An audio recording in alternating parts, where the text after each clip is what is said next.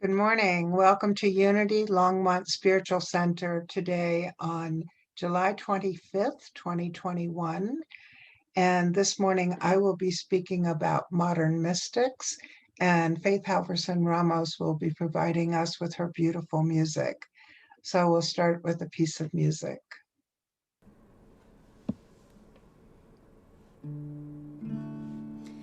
There is only one mind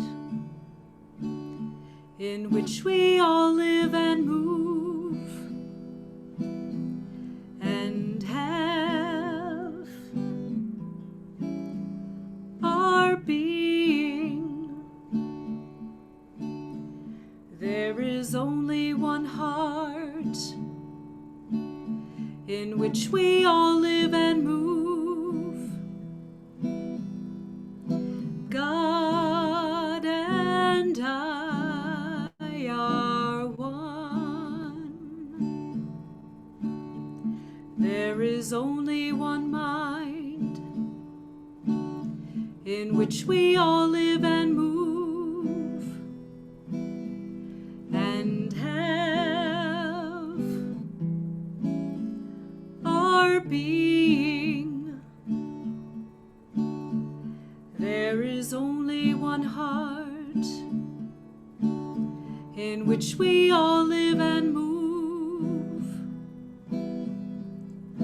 God and I are one. God and I are one.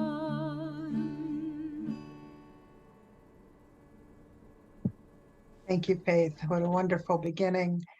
And it's at this time that we go into prayer together by taking a breath. Beloved presence, as always, we are grateful to be joined together.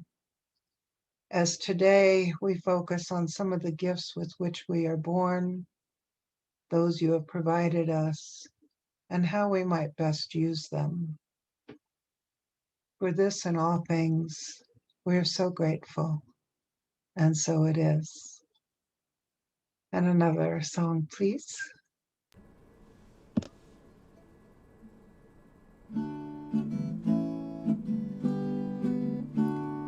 I am spirit, I am holy, I am sacred, I am love. You are spirit, you are holy, you are sacred, you are love. All is spirit, all is holy, all is sacred, all is love.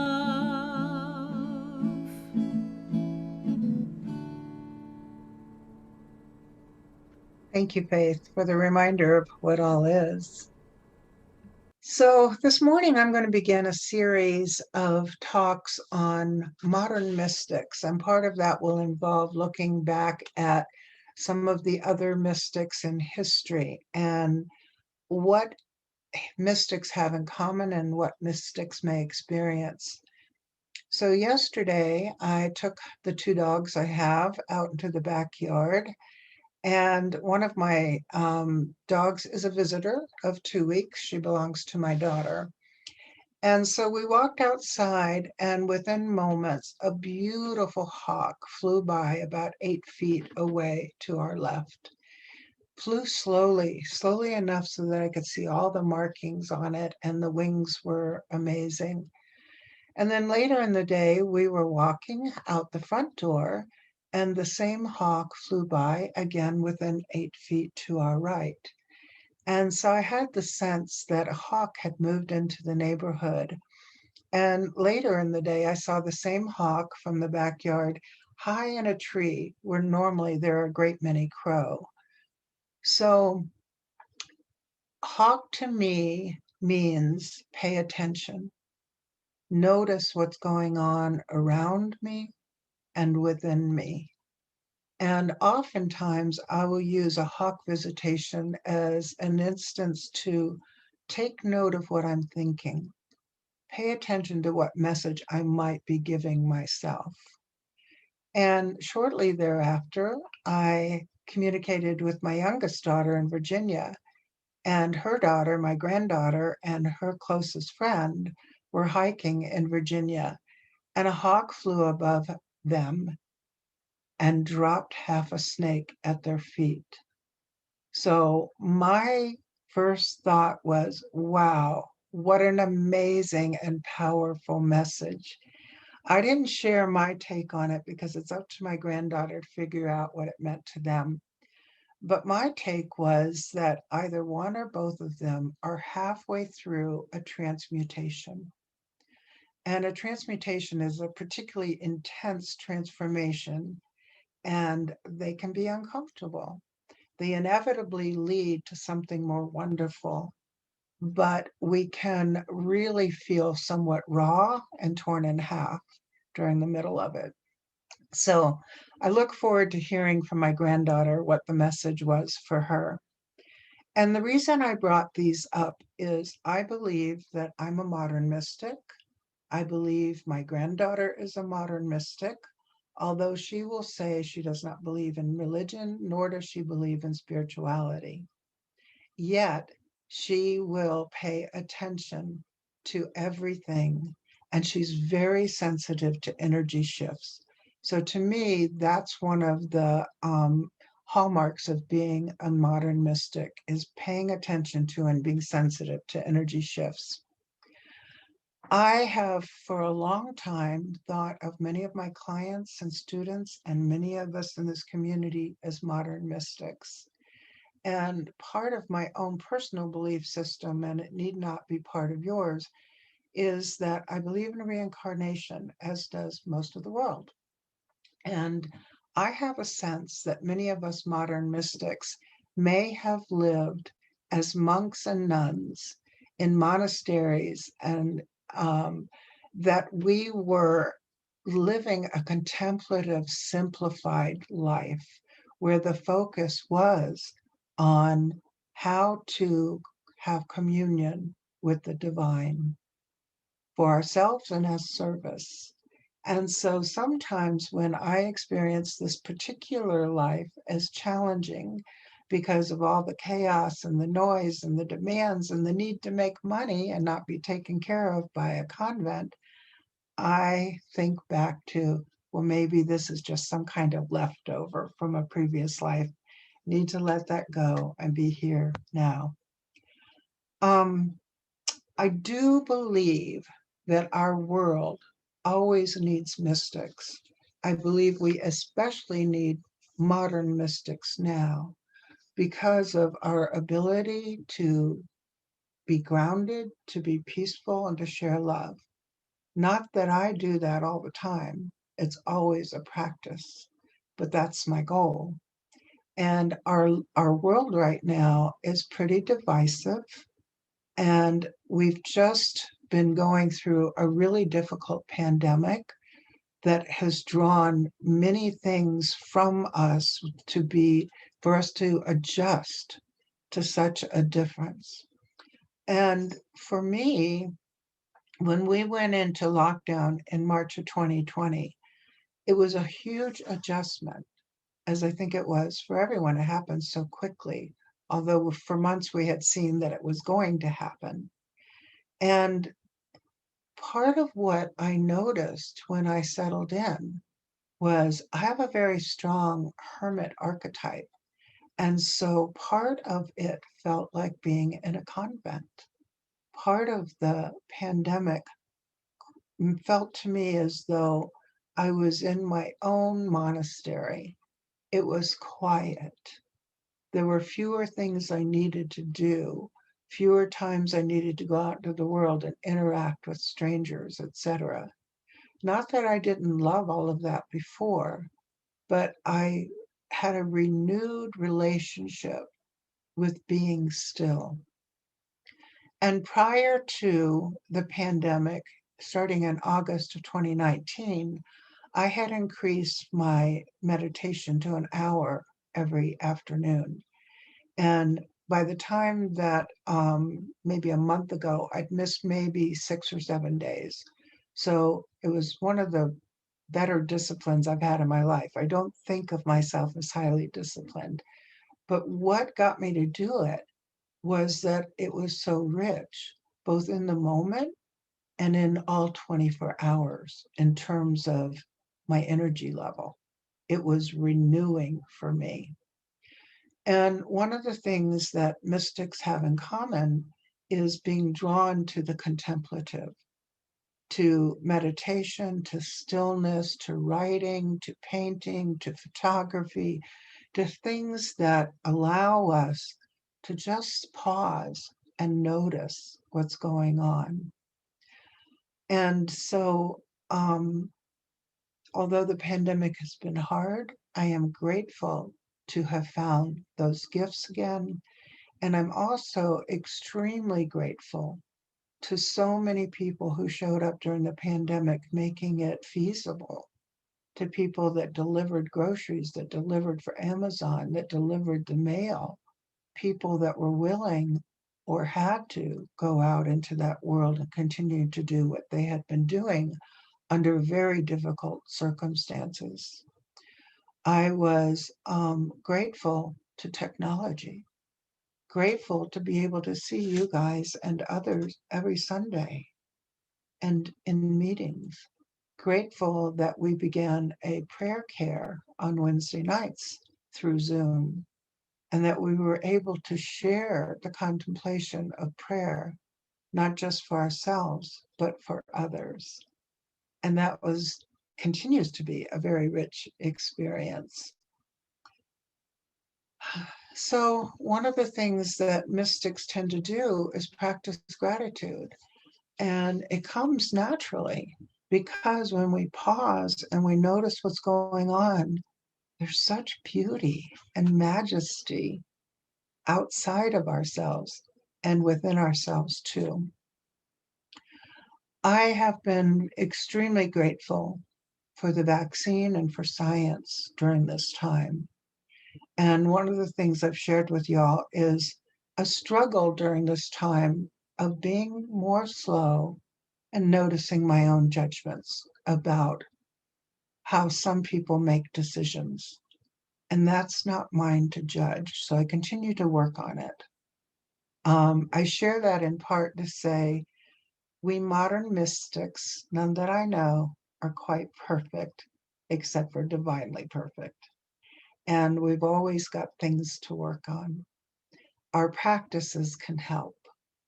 We can help each other with that. We can call each other on our judgments and say, hey, I know there's something better within you. So please feel free to do that directly to and for me. In my life, I have been blessed to hear some amazing modern mystics.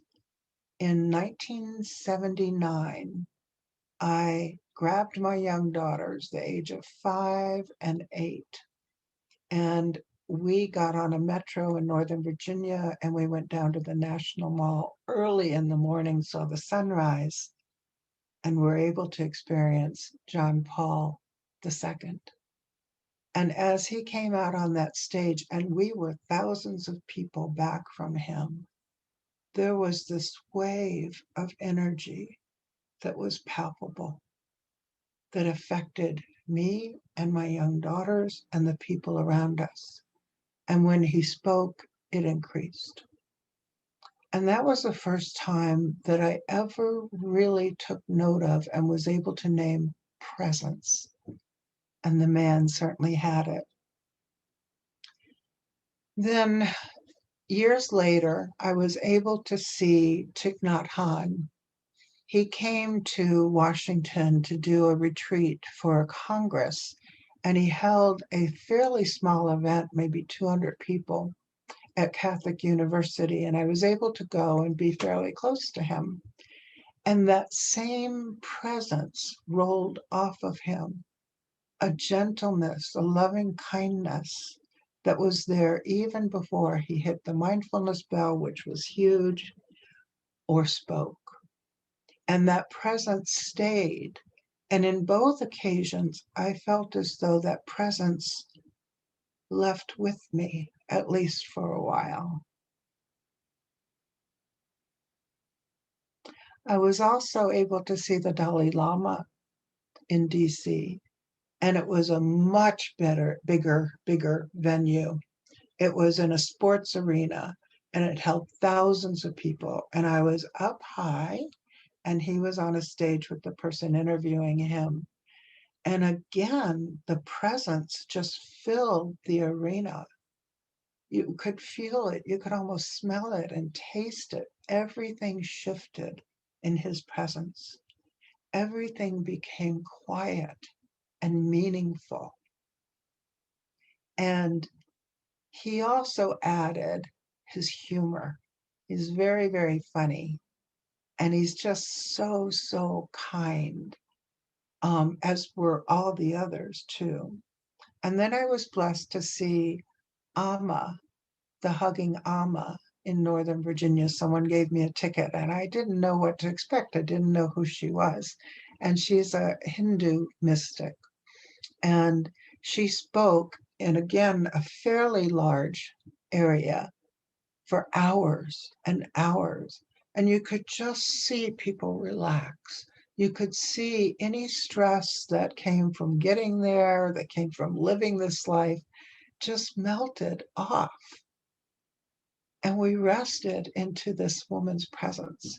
And it was so lovely that I chose to stay until early in the morning in a long line to get her hug. And when I got the hug, it was like being hugged by the world.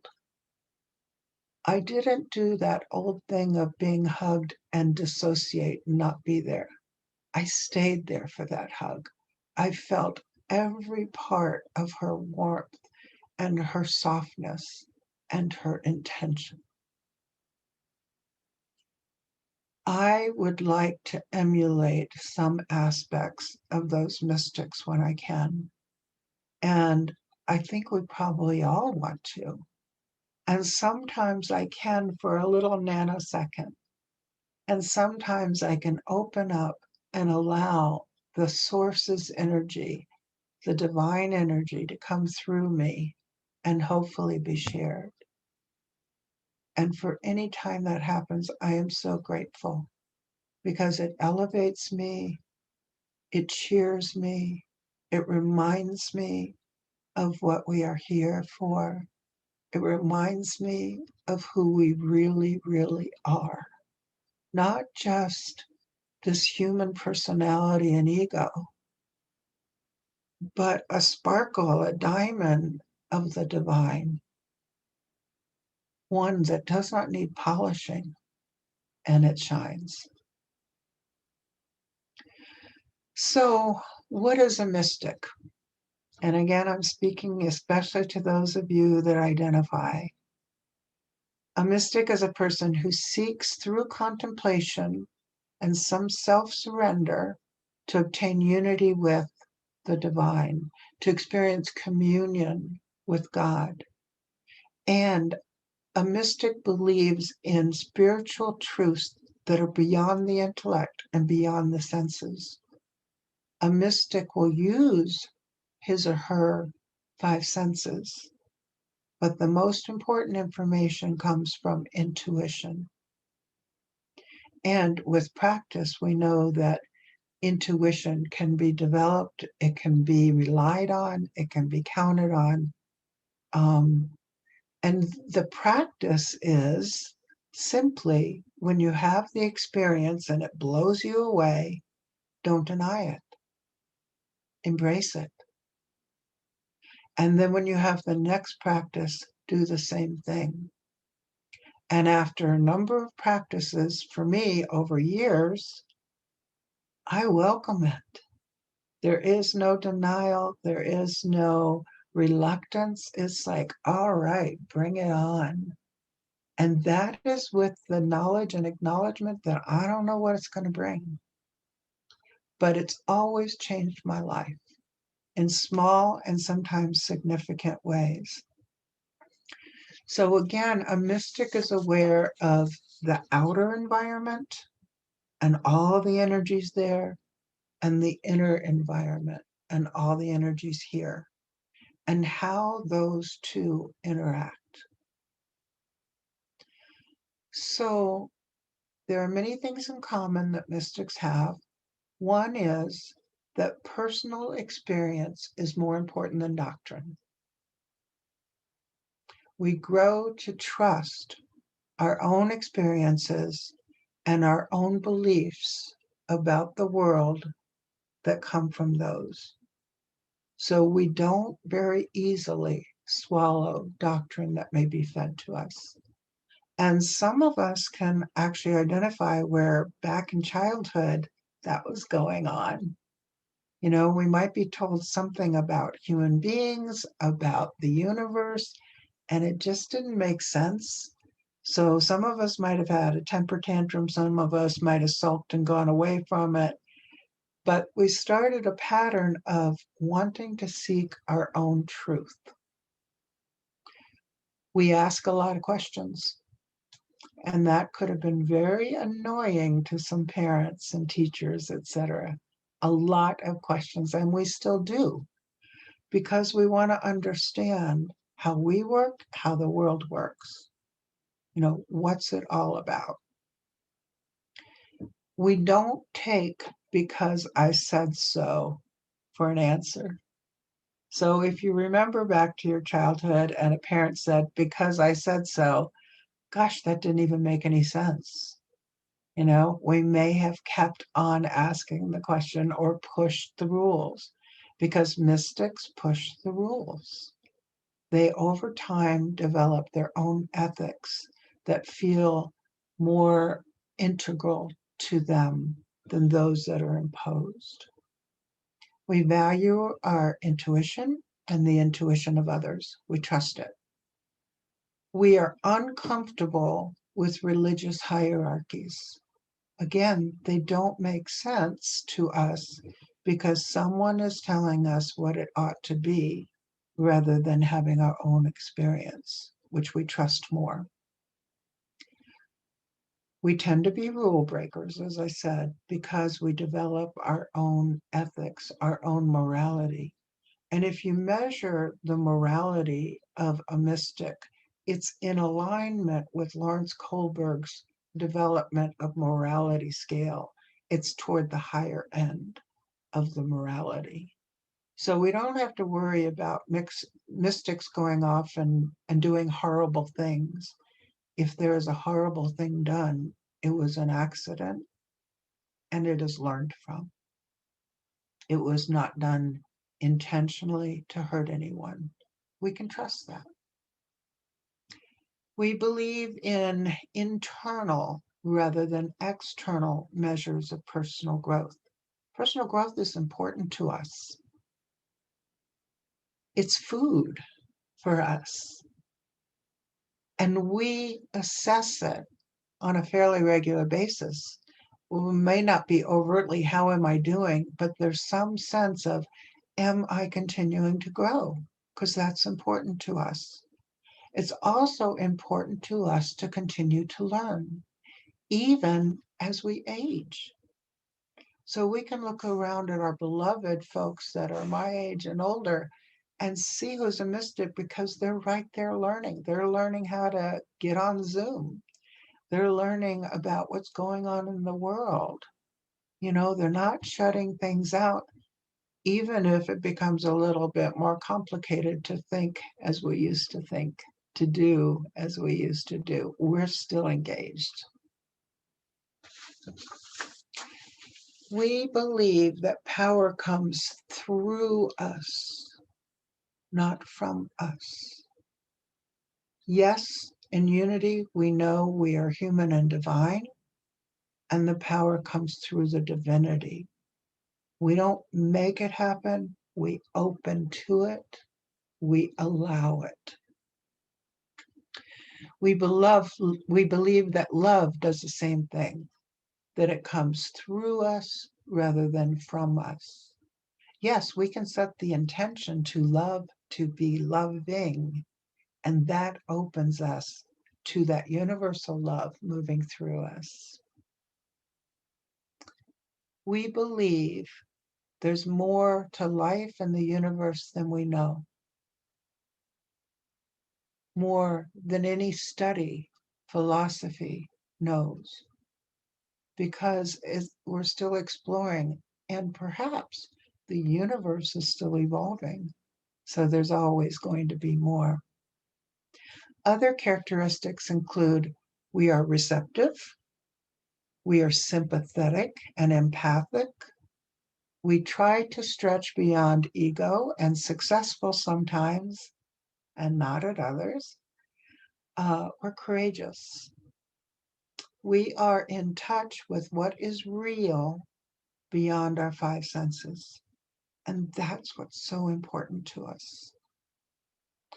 We feel lifted beyond ourselves by beauty and nature, by the beauty of nature. And we seek that out. We experience bursts of wonder and awe. Just reflect for a moment of the times that you have felt wonder and awe. And it could be something as simple as watching your pet do something amazing. It could be something as simple as the sunset, the sunrise.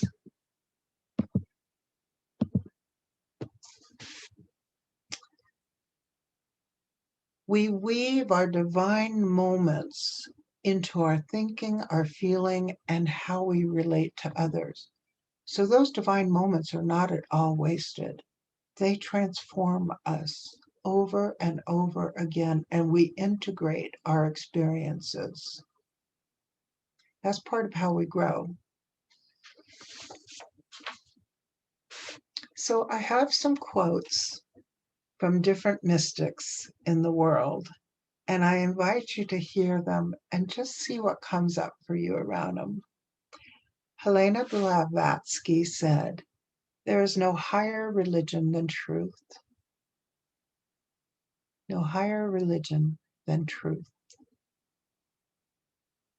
Emily Dickinson said, "The soul should always stand ajar, ready to welcome the ecstatic experience." To welcome the ecstatic experience. Thomas More said, "Call this a mysticism of the soul in contrast to the spirit.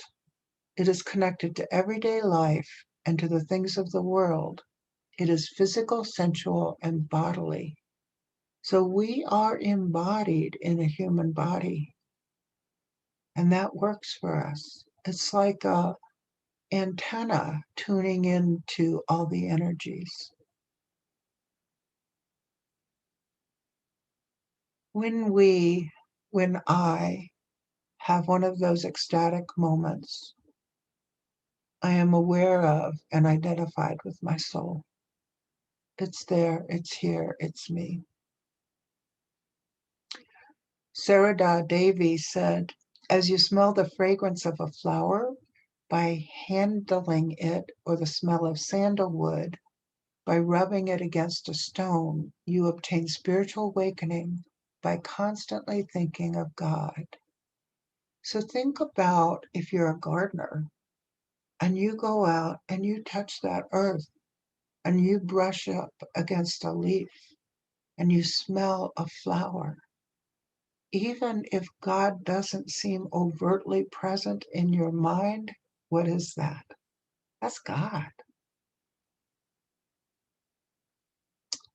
Meister Eckhart talked about the presence of God in individual souls.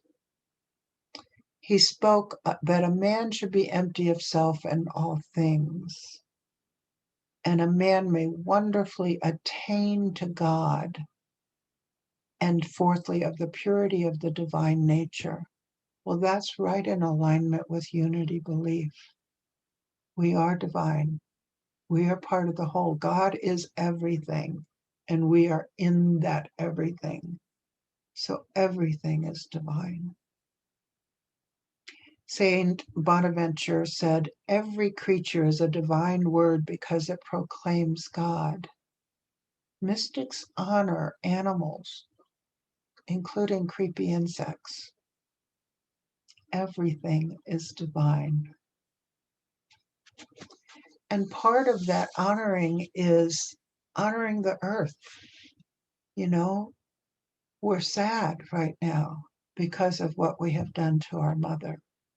And we're wanting to figure out, how do we take care of her?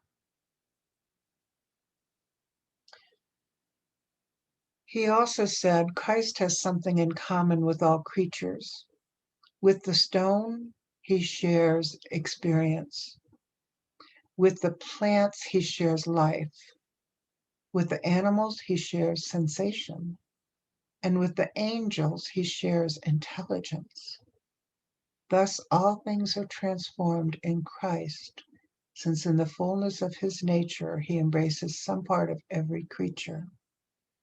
And a reminder that the Bible shows us that Christ energy was the first creation of God, that Christ energy existed before all other things. And we are in that, we are of that.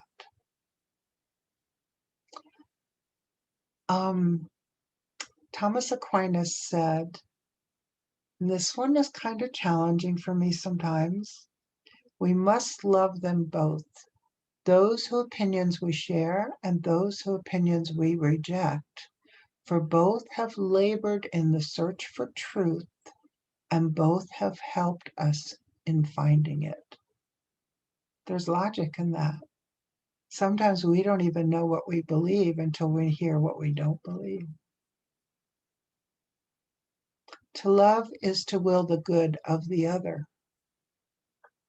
Fear is such a powerful emotion for humans that when we allow it to take over, it drives compassion right out of our hearts. I can testify to that.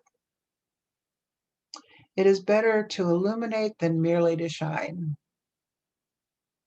So we are asked to illuminate others, to shine whatever divine light comes through us on others. And maybe that's how we change the world. Anselm of Canterbury said, disasters teach us humility. Just think about that for a moment with this pandemic. Disasters teach us humility. Our own disasters and our common disasters. And humility is something we want to be open to. It's not humiliation. It is the recognition that we are smaller than the whole, that we do not know everything, and that we are here to serve and to learn and to love.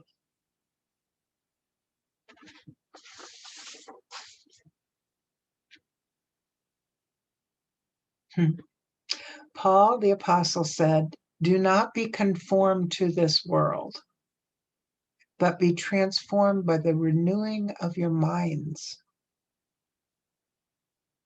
You know, he was a heretic and a mystic. And he showed and he taught how to access that divine.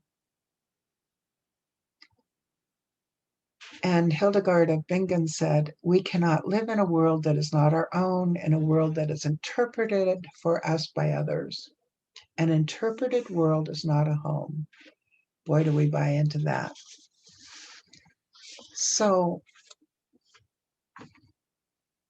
there are many other quotes, but I'll share just a couple more. Saint Teresa of Benedict said, the nation doesn't simply need what we have, it needs what we are. Let us remember that. Let us remember that when we feel less than, when our self-esteem drops for some reason, when we don't feel of value, because sometimes that's human nature.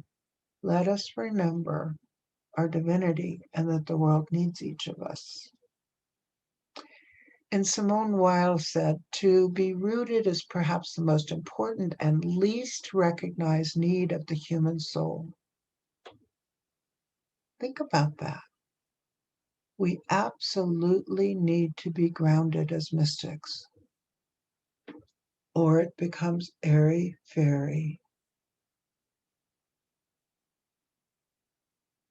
So we practice our breathing. We practice being aware of our body, of our feet on the ground. And we keep coming back to being grounded, even in those ecstatic moments of awe and wonder.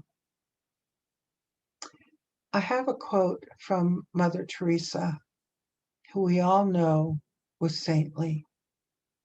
And it was very revealing after her death, when her journals demonstrated that, like all of us, she went through periods of great doubt. She went through periods of losing her way and always worked to come back to the way. So the mystic's journey may not always be straightforward and upward. It is a journey, and we need to be at each step of the way to experience it. So she says, life is an opportunity, benefit from it. Life is beauty, admire it. Life is a dream, realize it. Life is a challenge, meet it. Life is a duty, complete it. Life is a game, play it.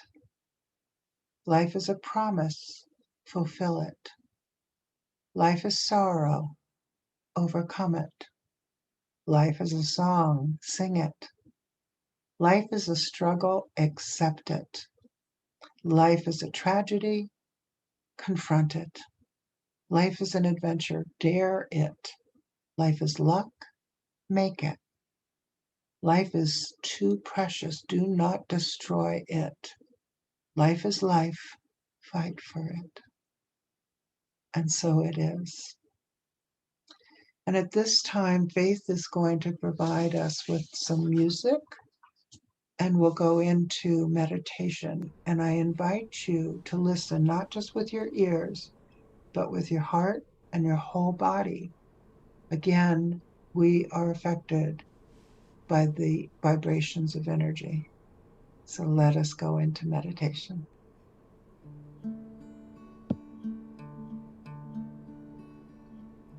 Ubi caritas et amor, ubi caritas Deus ibi est, ubi caritas et amor, ubi caritas Deus ibi est, ubi caritas et amor, ubi caritas Deus ibi est, ubi caritas et amor, ubi caritas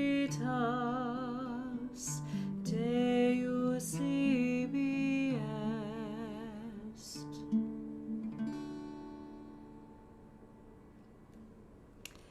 And that translates to where true love and charity are found, God Himself is there. Thank you, Faith. Beautiful. So at this time, we go into our donation of love and light. by taking a breath and placing our hands on our heart.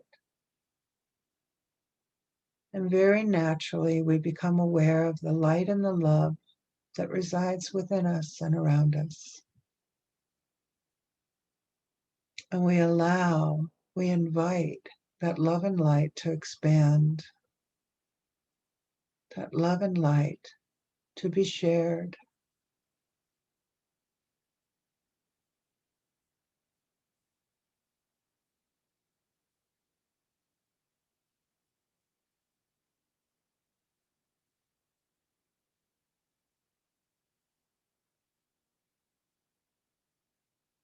And we trust that love and light will be shared by someone, by many who need it. It will fall into the cracks and crevices and find the darkness and illuminate the divinity.